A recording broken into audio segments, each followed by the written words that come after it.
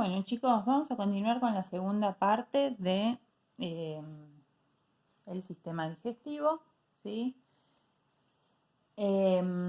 Habíamos visto cómo el esófago realizaba movimientos que se llamaban movimientos peristálticos, que formaban parte de la digestión mecánica, ¿sí? Que iba separando el alimento y lo iba llevando hacia el estómago, ¿sí? Una vez que el alimento ingresa al estómago, que en realidad, como dijimos, ya no se llama alimento, sino que es una mezcla del alimento con la saliva, ya todo triturado, que se llama bolo alimenticio, ¿sí? En el estómago vamos a tener los jugos gástricos, ¿sí? Entonces, el estómago se va a mover, ¿sí? Muchas veces, de hecho, escuchamos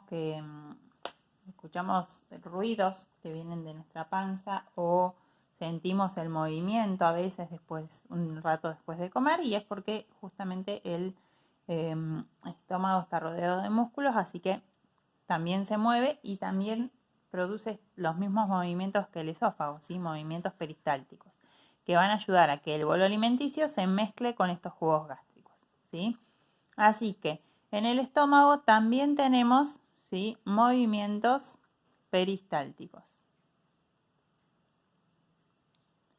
que forman parte, como dijimos recién, de la digestión mecánica. Y los jugos gástricos forman parte de la digestión química, ¿sí? Recordemos que todas las sustancias químicas que van degradando a los alimentos, transformándolas en sustancias más sencillas, ¿sí?, forman parte de la digestión química. En este caso, el jugo gástrico con el cual se va a mezclar el bolo alimenticio contiene algunas sustancias químicas que llevan los siguientes nombres: la pepsina, la renina y la lipasa gástrica. Lipasa gástrica, sí, gástrico, igual que el jugo gástrico, ¿sí? Nos indica que proviene del estómago, ¿sí? Después vamos a ver que hay otras lipasas que están en otras partes, como en el intestino, que va a ser la lipasa intestinal, ¿sí? Así, por eso tenemos que hacer esta diferencia de lipasa gástrica. La pepsina y la renina van a empezar a digerir las proteínas. Y las lipasas, si ustedes se acuerdan, uno de los nutrientes eran los lípidos o grasas, ¿sí? Entonces, el inicio de esta sustancia química nos da a entender que lo que hace es degradar los lípidos o grasas, ¿sí? Recordemos lo que decíamos en el video anterior. Nosotros antes de los jugos gástricos tuvimos otro jugo digestivo, que es la saliva en la boca. Entonces, la saliva contenía amilasa salival que actuaba sobre los carbohidratos. Entonces, si yo me como un bife, por ejemplo, que contiene mucha cantidad de proteínas, la saliva, si bien se va a mezclar con ese alimento que yo estoy masticando, no va a empezar a actuar sobre el alimento, ¿sí? Porque la amilasa salival digiere carbohidratos, no digiere proteínas, ¿sí? Recién la digestión de las proteínas va a empezar acá, en el estómago, ¿sí?, con los jugos gástricos que contienen pepsina y renina y van a empezar a digerir esas proteínas. Y lo mismo pasa con las grasas, tampoco se empiezan a digerir en la boca, sino que recién se van a digerir en el estómago, ya que el jugo gástrico contiene lipasa gástrica, que va a empezar a digerir las grasas, ¿sí? Bueno, el alimento va a pasar varias horas acá degradándose, ¿sí?, siendo digeridos por estos jugos y todas estas sustancias químicas, y una vez que termina el proceso de digestión en el estómago, lo que queda, ¿sí?, va a pasar al intestino delgado, que es este que tenemos acá, que da muchísimas vueltas y es muy largo, ¿sí? Entonces, este intestino delgado va a recibir todo lo que provenga del estómago, o sea, el bolo alimenticio que ya fue degradado por los jugos gástricos, ¿sí?, que de hecho ya no se va a llamar más bolo alimenticio, sino que acá, al pasar al intestino delgado, toda esa masa de alimento semidigerida se va a empezar a llamar quimo, ¿sí? Bien, el quimo ingresa al intestino delgado y acá tenemos que hacer una observación. El intestino delgado puede medir hasta 6 metros, solo que es delgado, finito, y entonces está como si fuera enroscado como una manguera, ¿sí? Si no, no entraría dentro de nuestro cuerpo, al ser tan largo, ¿sí? Y ese intestino tiene diferentes partes, ¿sí? Intestino delgado. La primera porción se llama duodeno. La segunda porción es el ileón. Y la tercera porción es el yeyuno. Vamos a ver que el duodeno va a cumplir una función muy importante y el yeyuno y el ileón otra función, ¿sí? Entonces nosotros cuando hablamos de intestino delgado tenemos que ver a dónde estamos posicionados. ¿Por qué? Porque cumplen funciones muy diferentes.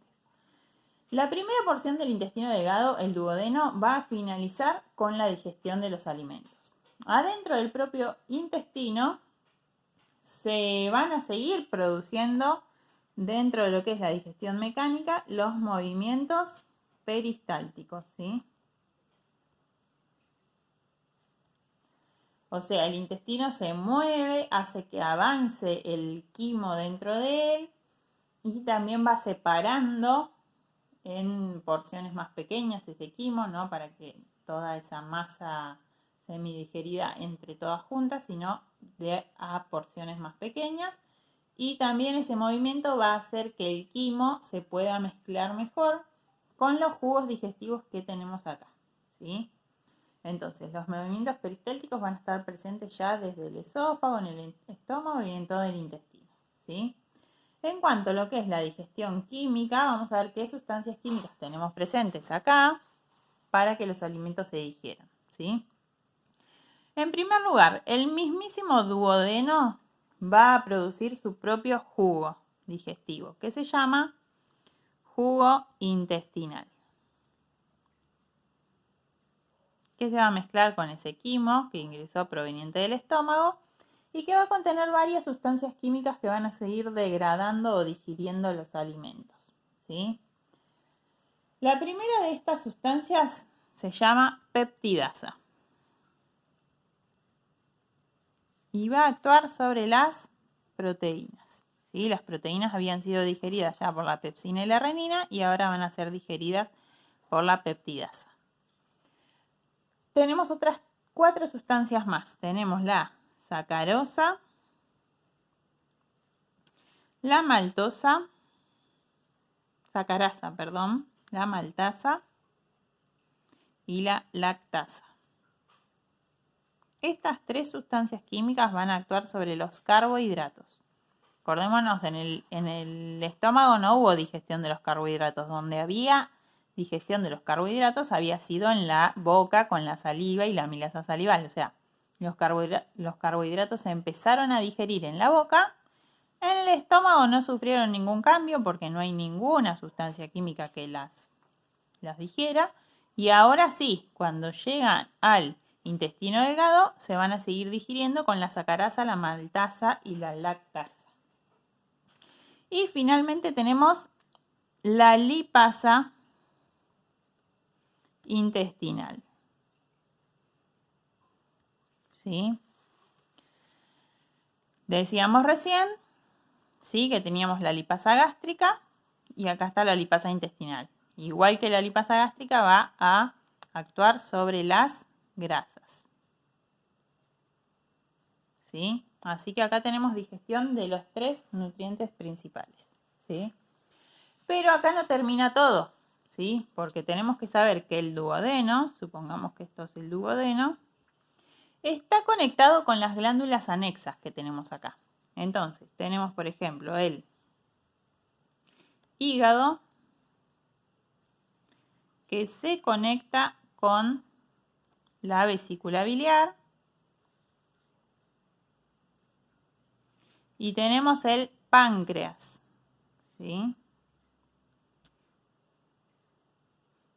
Todas estas glándulas accesorias o anexas van a estar conectadas con este conducto que se llama colédoco con el duodeno, ¿sí? Esto es el duodeno.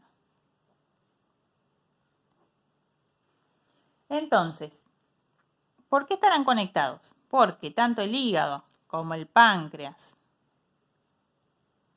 como la vesícula biliar, van a contribuir en la digestión de los alimentos adentro del intestino delgado o duodeno, ¿sí? Dijimos recién ya que ya el mismo intestino delgado tenía todas estas sustancias químicas que iban a degradar los nutrientes. Bueno, pero no van a ser las únicas, ¿sí? Sino que va a estar presente los jugos que van a producir el hígado y el páncreas. El hígado va a producir un jugo llamado bilis, ¿sí? Lo va a volcar dentro de la vesícula y la vesícula siempre va a tener un almacenamiento acá dentro de bilis para estar lista, ¿sí? Para cuando ingrese el quimo al intestino delgado, la vesícula va a liberar esa bilis adentro del duodeno, ¿sí? O sea, el hígado produce la bilis y la vesícula biliar lo único que hace es almacenar la bilis, ¿sí? Y por el otro lado, el páncreas va a producir el jugo pancreático. Tanto la bilis como el jugo pancreático contienen un montón de sustancias químicas que van a seguir con la digestión de los alimentos. Vamos a ver cuáles son.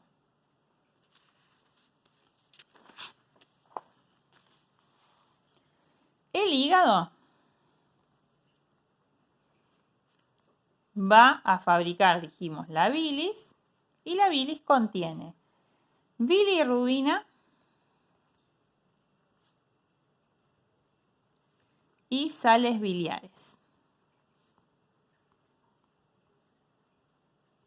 ¿sí? Las cuales van a actuar sobre los lípidos o grasas también. Por otro lado, el jugo pancreático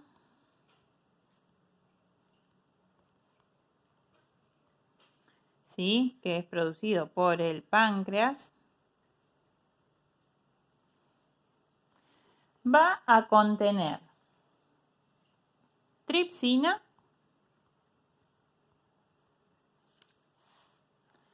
quimiotripsina,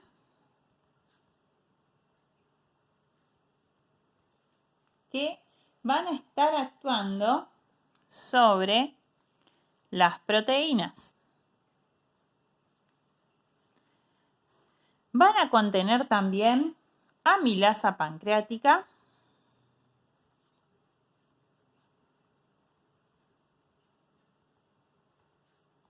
que va a actuar igual que la amilasa salival que está en la boca. Esta es otro tipo de amilasa fabricada por el páncreas, pero va a actuar sobre el mismo nutriente que actúa la amilasa salival, sobre los carbohidratos, ¿sí? Y finalmente vamos a tener otra lipasa, que ya vimos que hay una lipasa gástrica que está en el estómago y hay una lipasa intestinal que fabrica el propio intestino delgado. Y ahora vamos a tener también la lipasa pancreática. Como todas las lipasas, va a actuar sobre los lípidos o grasas, ¿sí? Bien, entonces fíjense, en el intestino delgado, con ayuda del hígado, del páncreas, va a haber una grandísima cantidad de sustancias químicas, ¿sí? Que van a finalizar con el proceso digestivo. Recordemos lo siguiente, nosotros habíamos hablado que el proceso digestivo tenía varias etapas, la ingestión,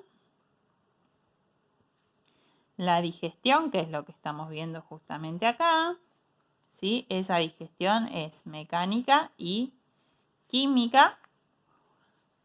Y después, cuando ya finaliza la digestión química, va a aparecer otra etapa que es la absorción,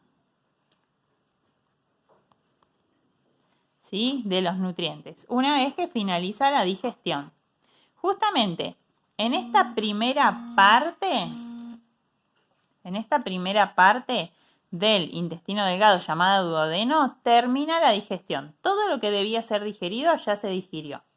Entonces, cuando el quimo pasa a la segunda y tercera porción del intestino delgado, que son el yeyuno y el ilion, lo que va a ocurrir es que ya no vamos a tener más digestión, o sea, los alimentos ya se van a ver digerido completamente Y vamos a pasar a la absorción de los nutrientes, ¿sí? Entonces, vamos a ver cómo se absorben esos nutrientes y a dónde se dirigen. Tenemos que saber que el yeyuno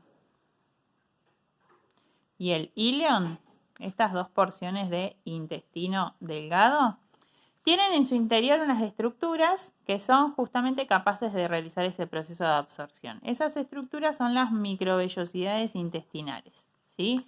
Si las pudiésemos ver con un microscopio muy potente, veríamos que son como pelitos que sobresalen de la capa interna que tiene este intestino delgado, ¿sí? Y dentro de esos pelitos que les decía recién, o microvellosidades, lo que tenemos son vasos sanguíneos, ¿sí? Entonces, esto que tenemos acá es un vaso sanguíneo. Por acá adentro viene circulando la sangre, ¿sí? Entonces, supongamos que todo esto acá es el interior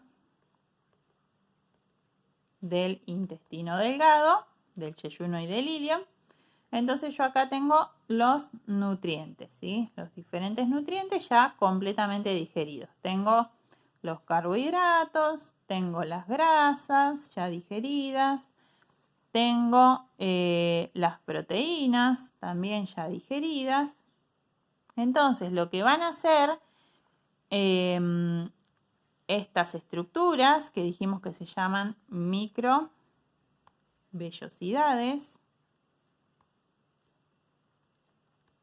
es absorber estos nutrientes, ¿sí? O sea, esos nutrientes van a atravesar las paredes de la microvellosidad y van a ingresar a la sangre, ¿sí? Todos los nutrientes van a ingresar al torrente sanguíneo, ¿sí?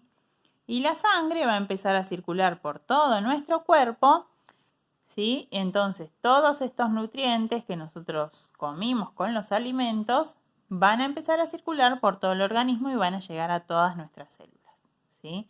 Así que, gracias al yeyuno y al ileón y a estas estructuras que tienen en su interior llamadas microvellosidades, los nutrientes pasan a la sangre y la sangre los distribuye o los transporta a todas las células de nuestro cuerpo. Más adelante, ¿sí? Este año vamos a estudiar cómo después esos nutrientes nos sirven a nosotros para obtener energía, para fabricar estructuras dentro de nuestro cuerpo, ¿sí? Pero bueno, eso es un proceso que vamos a ver después, ¿sí? Bien, ¿qué pasa cuando ya todo fue absorbido? Piensen que de todo lo que comemos, no todo termina siendo absorbido, ¿sí? Hay cosas que se absorben y hay cosas que no va a poder absorber nuestro cuerpo. En ese caso, todo lo que no llega a ser absorbido en el intestino delgado va a pasar al intestino grueso, ¿sí? La masa que queda después de la absorción se llama quilo, pasa al intestino grueso y el intestino grueso lo único que va a hacer con esa ya básicamente desechos que quedan de la comida, va a tratar de absorber toda el agua que pueda, ¿sí? Y con el resto va a formar la materia fecal, ¿sí? Entonces, a medida que absorba el agua van a quedar formadas las heces o materia fecal que finalmente van a ser expulsadas del cuerpo con la defecación y van a salir al exterior, ¿sí?